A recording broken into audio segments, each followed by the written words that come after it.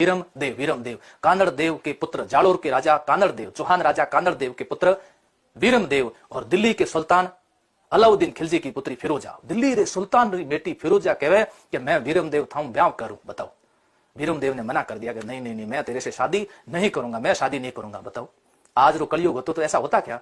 दिल्ली रे, है ना, दिल्ली रे प्रधानमंत्री की पुत्री अगर कह दे, कोई जालोरे वाला ने, सिवाना वाला ने कह दे कि मैं थाने शादी करूं, मना करेला कि नहीं करेला। वर्तमान रो समय कितो चेंज हुए, उस समय की कितनी चेंजेस थी। चेंजेस में क्या खास बात थी? मान मर्यादा इज्जत, ये बहुत बड़ी बात थी।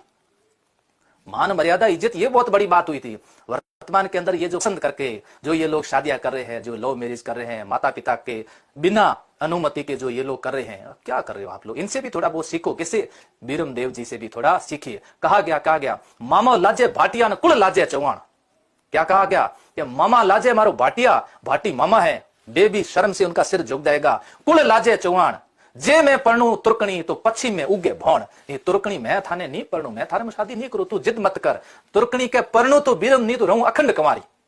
कहीं कहो कि पढ़नू तो मैं वीरम ने पढ़नू नहीं तो रहूं अखंड कुंवारी रहूं। ये किसने कहा? ये इसने कहा। उसने तो गजब का बात है, तो क्या जिद पे अड़ गई, मैं तो पढ़नू तो ही मैं पढ़नू नहीं तो पढ़नू ही नहीं, कुंवारी रहूं।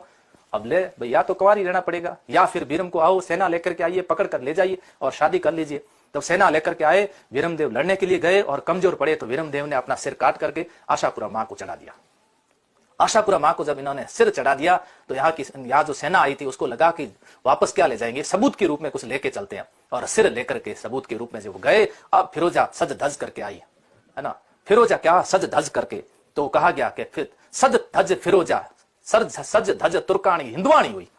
अब उसने कहा था आज से मैंने तो भले इसका लड़ते हुए मृत्यु होगी, लेकिन मैंने तो पति इसको ही मान लिया कि सज धज तुर्कानी हिंदवाणी हुई। भो भो करता मारा भरतार, मुख मत मोड़ो। कहते हैं कि गर्दन थी ना ऐसी थी और ऐसे हो गई थी।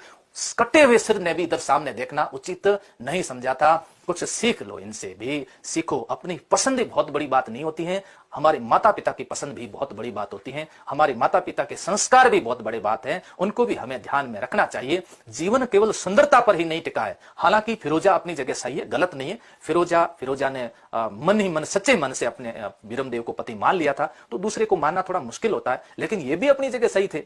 इन्होंने कहा कि हमारे कुल में ऐसा नहीं हुआ, इसलिए हम ऐसा नहीं कर सकते। और फिर यमुना नदी में जाकर के फिरोजा के द्वारा छलांग लगा दी जाती थी। कैसी एक रोचक कहानी है राजस्थान के अंदर ऐसी।